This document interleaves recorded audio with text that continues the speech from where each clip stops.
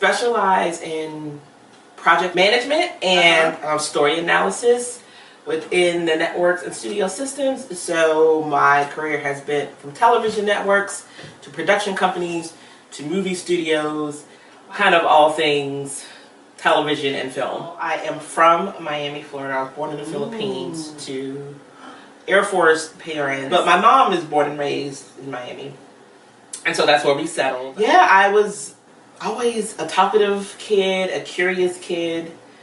Being an only child, my mom's friends were my friends, so I was always like a little more mature. I was a little grown with it, huh? Exposed to things maybe that a child shouldn't be exposed to.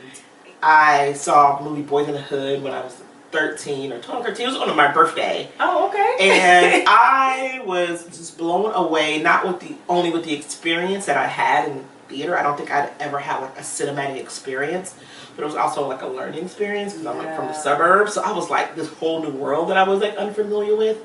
And then when I left the theater, I saw all these other people like really affected by the film as well. And I just thought, how powerful is this medium? I felt like the young men, especially young black men, were really moved by seeing themselves on screen and the anger of their situation. And I just thought, you can help people through this medium. And I fell in love with it. And since then, performing arts schools, performing arts middle schools, high schools. My goal was to always get into film, and then I went to film school at Howard.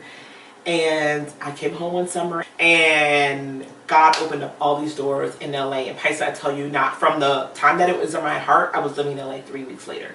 My first job was working for actor-director Bill Duke. He was an OG. I mean, he was directing episodic television in the 70s, Falcon Crest and all those shows as a black man. But he was also very old school Hollywood. He was strict. He didn't take no mess. He was hard on you. I think just for fun. I think he was just used to being like hard because that's just the way you had to be. It was a lot for me my first time out, but it definitely he whipped me into shape. That's for sure.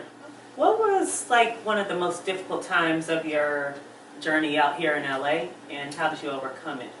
So when I kind of got the dream job as like a junior executive at a production company, I was doing scripted television, alternative television, and feature films. And I am like, this is it. I'm taking the means. I'm finding the talent. I'm literally going out and getting like partnerships. In my mind, like I'm kicking butt. I'm taking names, and I found myself really, really empty. Interesting. And I was kind of heartbroken because I was like, this is all I've ever wanted to do. Like I'm finally like in the money, and I just feel, and the words I used were, I've never felt so insignificant in my life. I literally said that out loud, sitting in my office at my desk after I finished the script. And I kind of didn't know what to do with that. And I felt like God had like let me down in a way. You know, like finally I'm gonna get to this place it's about to be on. Like in my version of making it, I'm like finally on the cusp of making it. And I was like, this is far from making it. And so my faith took a tumble. Because I felt like it was God taking it away from me. He never said he was taking anything away from me. I think I was misplacing my confidence and my trust in the wrong thing. But it took me years to figure that out. And all because I thought I had an expectation of what should be. And if I just would have been like, okay, well, this is what it is. But it's also just work. We all like, don't worship this industry. Don't worship what this means. Interesting. I think I would have got to the promised land faster. Yeah, but I'm also looking at being completely secure and confident in who I am regardless of what's happening around me, because it's going to be shaky. You have to like remind yourself to stay focused on just knowing that I'm blessed regardless of whatever happens, wherever I end up. Girl, if I move to God knows where, doing God knows what, I am no less blessed, no less than anybody in LA or in the spotlight. And I think I really want to get that in my system so that when I'm out there working and doing, it's really to give back and not to receive. Because at least not to receive from the industry, to receive from the Father. So tell us more about this comedian thing, because she's funny, guys. She's so really the comedy, thank you, Pysa. It came during that dark point, that low point that you asked about. So I ended up in therapy. And my therapist was like, let your work be work. Don't try to get anything out of it, creativity or anything from it. but find yourself a separate creative pursuit. And I was like, well, I've always wanted to try stand-up comedy and improv.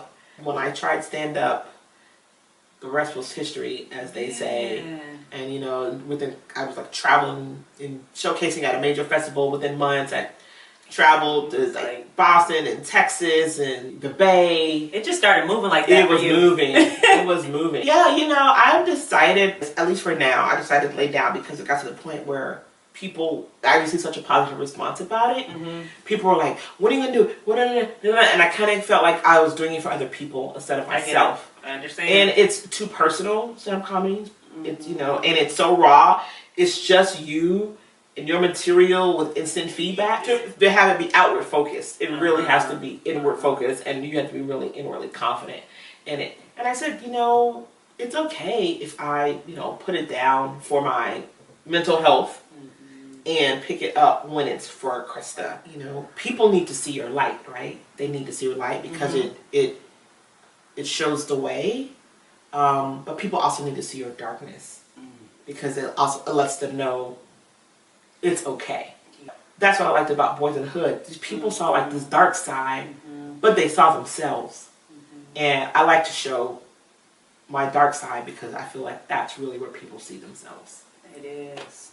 I'm encouraged by your commitment to you taking charge of what you want and what's important to you. And if there's anything that are closing words, do that. Do what's important to you. Creativity, you know, you said you were empty and you had to find something. Creativity is like just as important as air. Like we need it to express ourselves. So go out and express and get what you want in life. You're worth it and you're enough. You're enough.